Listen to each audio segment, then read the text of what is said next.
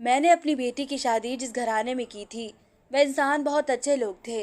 उन्होंने अपने महल जैसे घर में मेरी बेटी को शहजादियों की तरह रखा हुआ था। मेरी बेटी की सास तो हर वक्त मेरी बेटी की तारीफें करती रहती। खानदान में किसी भी घर में जाती तो मेरी बेटी को साथ ले जाती और जितनी देर वहां बैठी बस मेरी बेटी की तारीफ क्या करती रहती। मैं बहुत खुश थी। पूरे खानदान में मेरी बेटी की धूम मची पड़ी थी। मेरा दामाद मेरी बेटी की हर बात मानता था। मैं हर वक्त अल्लाह ताला का शुक्र अदा करती थी। शादी के 5 महीने बाद ही मेरी बेटी पेट से हो गई थी और डॉक्टर ने खुशखबरी भी सुना दी थी कि वे एक बेटे को जन्म देने वाली है। मगर बेटा पैदा होने से पहले मेरी बेटी का इंतकाल हो गया था। मैं बेटी की मैयत के पास बैठी हुई रो रही थी जब एक नौकरानी ने मेरे कान में कहा कि तुम्हारी बेटी जिंदा है। इन जालिमों ने तुम्हारी बेटी के साथ बहुत ज्यादा बुरा किया है। नौकरानी की बात सुनकर मैंने अपनी बेटी के ऊपर से कफन हटाया तो मेरे ऊपर आसमान टूटकर गिर गया था, क्योंकि उन जालिमों ने मेरा नाम रजिया है और मेरे पति का इंतकाल हो गया था। मैं अपनी बेटी मरियम के साथ अकेली रहती थी और एक प्राइवेट स्कूल में टीचर की जॉब करती थी। मरियम 20 साल की हो गई थी। वह बहुत ही ज़्यादा खूबसूरत थी और मैंने उसकी तालीम और तरबियत में भी कोई कमी नहीं छोड़ी थी। अब मैं भी बड्डी हो गई थी।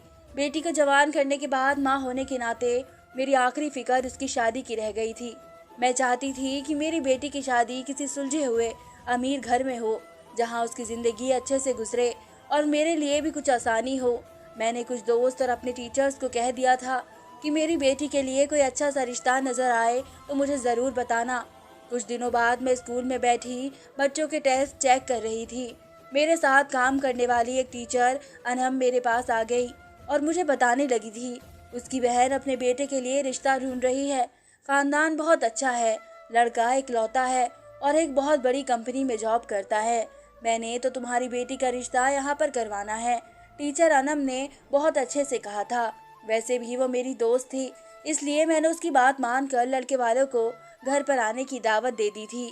उस दिन मेरे दिल को इत्मीनान हुआ कि अब मेरी फिक्र खत्म हो जाएगी और मेरी बेटी भी ऐश करेगी। कुछ दिन बाद लड़के की माँ और उसकी बेटी मेरे घर मेरी बेटी को देखने के लिए आए तो वह अच्छे से लगे हुए थे। वह मेरी बेटी को देखकर बहुत ज़्यादा खुश हो गए थे और उन्होंने मुझे हाँ करवा कर ही दम लिया था। मुझे वह लोग बहुत सुलझे हुए खानदानी लगे थे। मैं अपनी बेटी के नसीब खुलते हुए देखकर खुश हो गई थी। लड़के वालों ने जल्दी शादी करने के लिए कहा था। इस पर मुझे कुछ भी एतराज़ नहीं था। चंद मुलाकातों में ही मैं लड़कों को भी देख ली थी जो कि मुझे बहुत पसंद आया था। लड़के का बाप की मौत हो चुकी थी, माँ और एक छोटी बहन ही थी और दूसरा ये कि वह मेरी दोस्त टीचर का भांजा भी था। इसलिए मुझे इत्मीनान था कि मेरी बेटी खुश रहेगी। मैं दिन रात लगाकर अपनी ज़िंदगी की जमा पूंजी से बेटी की शादी की तैयारी शुरू कर दी और शादी करने में कोई कसर नहीं छोड़ी। उसे सब कुछ जो मैं दे सकती थी मैंने उसे दुआओं के साथ उसे विदा कर दिया था। शादी के बाद मेरी बेटी 2-3 बार मायके आई तो उसके चेहरे पर एक अच्छी सी खुशी और सुकून था। मेरी बेटी का कहना था कि उसकी सास उसकी बहुत ज़्यादा तारीफ करती थी। घर का कोई काम नहीं करने देती है, जहाँ भी जाती है उसे साथ लेकर जाती है। मेरी बेटी की इजाज़त के बिना कोई काम नहीं करता है और मेरा दामाद भी मेरी बेटी से बहुत ज़्यादा मोहब्बत करता है। मैं बेटी की बात सुनकर बहुत ज़्यादा खुश हुई थी। मेरी बेटी की शादी अमीर घर में हुई है, लेकिन कुछ महीनों बाद वह पेट से हुई तो उसने मुझे ये खबर सुनाकर बेचैन कर दिया था कि वह अपनी सास के साथ गांव में रहने जा रही है, क्योंकि उसका पति काम के सिलसिले में मुल्क से बाहर जा रहा है और अब मेरी बेटी और उसकी सास गांव वाली हवेली में रहेगी। मैं अपनी बेटी की जुदाई का सुनकर बहुत ज़्यादा उदास हो गई थी। मैं दिल पर पत्थर रख कर उससे मिलने गई और वह भी मुझसे मिलकर खुशी खुशी सास के साथ गाँव चली गई थी। शुरू शुरू में तो उसके जाने पर मुझे बहुत ज़्यादा मायूसी सी महसूस हुई थी, लेकिन वह रोज़ मुझे अपनी खैरियत दे देती थी तो मैं भी इत्मीनान से होकर बैठ जाती थी। ऐसे ही 5 महीने गुजर गए थे। फिर एक दिन उसने मुझे खुशखबरी भी सुनाई, एक बेटे को जन्म देने वाली है और बहुत जल्द वापस गांव आ जाएगी। मैं उसकी बात सुनकर बहुत ज़्यादा खुश हुई थी, लेकिन उसके बाद उसने मुझे फ़ोन नहीं किया था। एक दिन मेरी बेटी के ससुराल से अचानक फ़ोन आया कि अचानक उसकी तबीयत खराब होने की वजह से मरियम का इंतकाल हो चुका है। मेरे लिए ये खबर किसी बड़े तूफान से कम नहीं थी। इस जानलेवा खबर ने तो मेरी कमर ही तोड़ कर रख दी थी। मैंने रो रो कर अपना हाल सही कर दिया था। मुझे अपनी बेटी के ससुराल के गांव का कुछ भी नहीं पता था। मैंने अपनी दोस्त अनम को कॉल की तो उसने मुझे बताया कि वह भी गांव जा रही है, वह मुझे साथ लेकर चली जाएगी। सारा रास्ता मैं अपनी बेटी के गम में रो रो कर बुरा हाल कर रही थी। इस सफ़र को तय करने के बाद मैं अपनी बेटी के गांव में पहुंची। इस दौरान मैंने अपनी बेटी की ससुराल वालों से मिन्नतें की थी कि मेरा आने से पहले मेरी बेटी को दफनाना न जाए, क्योंकि मैं उसे आखिरी बार देखना चाहती थी।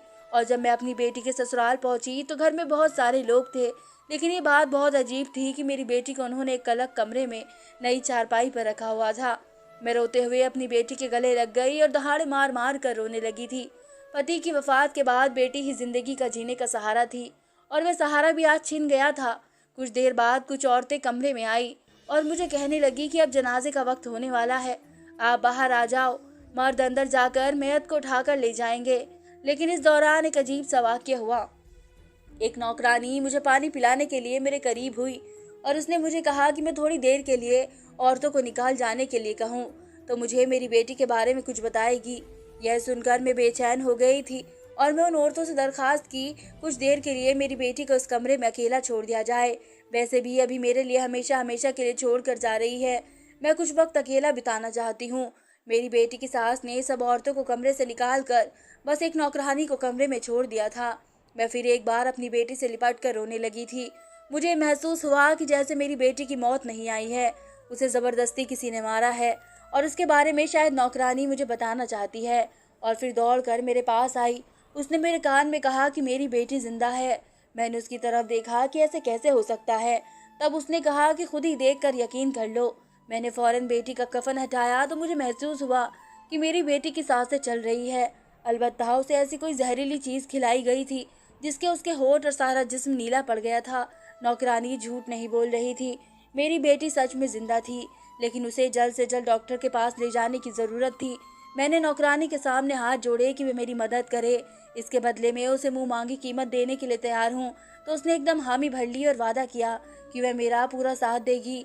मैंने अपने पति की आखिरी निशानी के सोने के कंगन फौरन उस नौकरानी के हाथ में रख दिए और जल्दी से अपनी चादर उतार कर नौकरानी को दे दी, ताकि वह मेरी बेटी को ये चादर पहनकर किसी भी तरीके से यहाँ से ले जाए।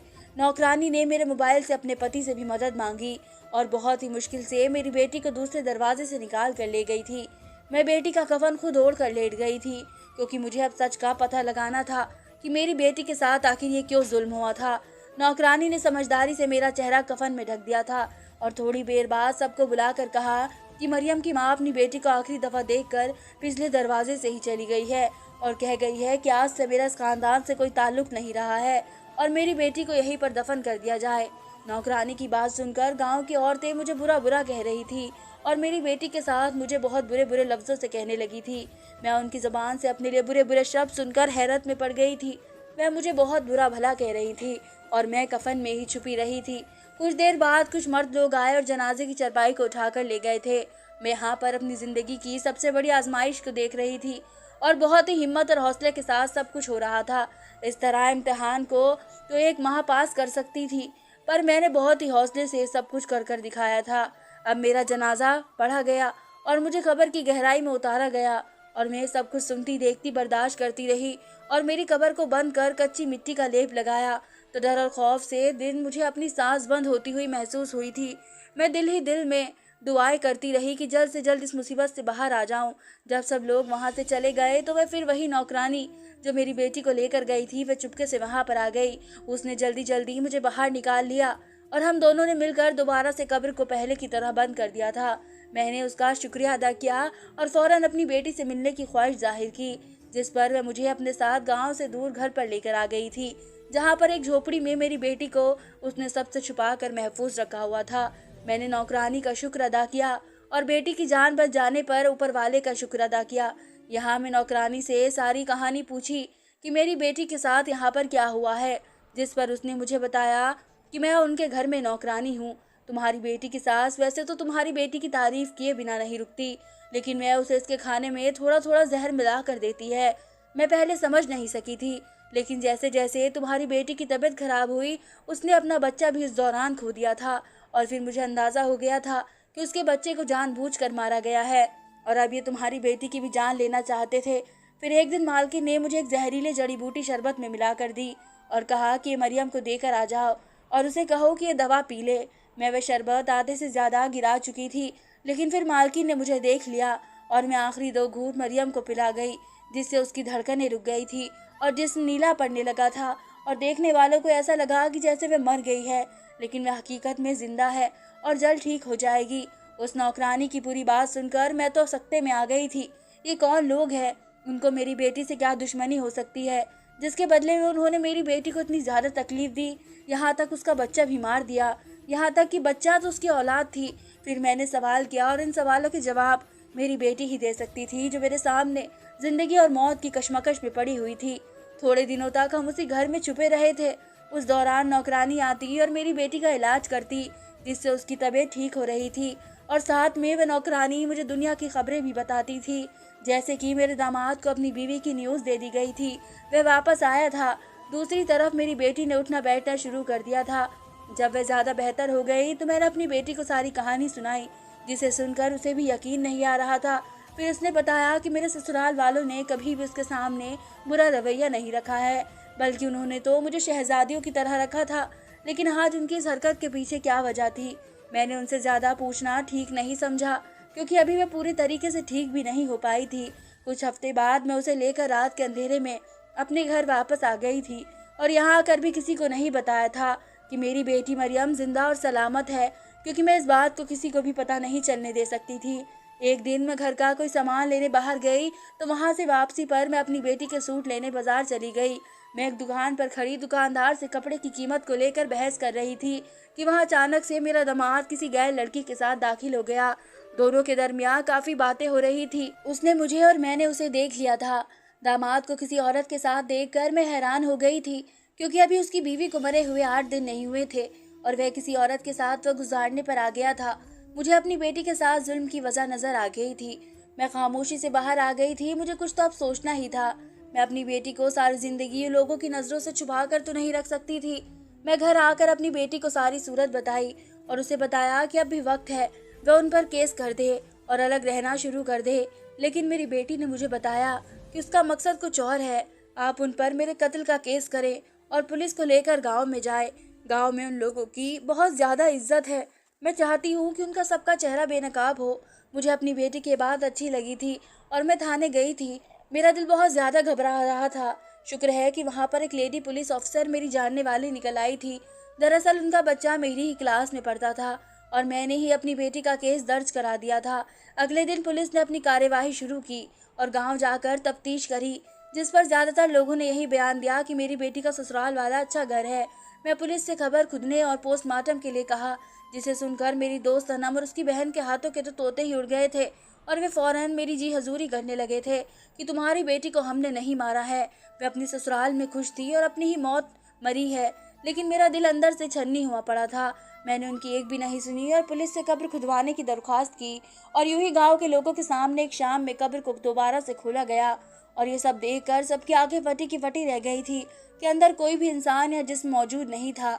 ये सब देखकर मेरी बेटी की सांस के छक्के छूट गए थे। लोगों ने वहां पर गवाही दी कि कब्र में जनाजे को हमारे सामने ही उतारा गया था और उसे मुकम्मल तौर पर बंद भी किया गया था। यहाँ ये बात तो साफ जाहिर हो गई थी कि लड़की की मौत नहीं हुई है। घर वाले जरूर कुछ छुपा रहे हैं और इसलिए लाश को गायब कर दिया है। पुलिस ने मेरे दामाद और उसकी माँ को हिरासत में ले लिया था और उनके खूब शोर मचाने के बावजूद भी उन्हें पुलिस स्टेशन में बंद कर दिया गया था, जहां दिन रात उनकी बहुत ज्यादा खातिरदारी होती थी। उसके बाद दोनों माँ बेटे ने सच उगल दिया था, जिसे सुनकर मेरे तो होश उड़ गए थे। मेरी बेटी के साथ जो कुछ भी हुआ था वह सब एक इंतकाम था और उस इंतकाम ने एक मर्तबा फिर मुझे मेरी माँ से मिलाकर खड़ा कर दिया था, जिसे पीछा छुड़वा कर मैं घर से भागी थी। आज से कई साल पहले मेरा रिश्ता मेरे बाप ने अपनी मर्जी से तय किया, तो मुझे उस रिश्ते पर एतराज़ था, क्योंकि मैं किसी और लड़के को पसंद करती थी और उसी से शादी करना चाहती थी। लेकिन जिस लड़के को मेरे माँ बाप ने मेरे लिए पसंद किया था वह भी मुझे पसंद करता था। उसका नाम असद था।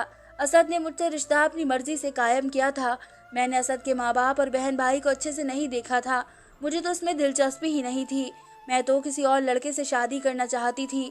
मांगने के बाद असद मुझसे मिलने के लिए आने लगा था, लेकिन मैं उसमें कुछ भी दिलचस्पी नहीं लेती थी। वह जब भी मुझसे मिलने के लिए आता तो मैं महंगे महंगे तोहफे लेकर आता, जो उसकी मोहब्बत का सबूत थे। लेकिन मैंने कभी भी उन तोहफों को अहमियत नहीं दी थी और उठाकर फेंक देती थी। आखिरकार हमारी शादी की तारीख तय हो गई और असद का मिलना जुलना मुझे कम हो गया। तो फिर मुझे भी अपने पसंदीदा लड़के के साथ मिलने का मौका मिल गया था।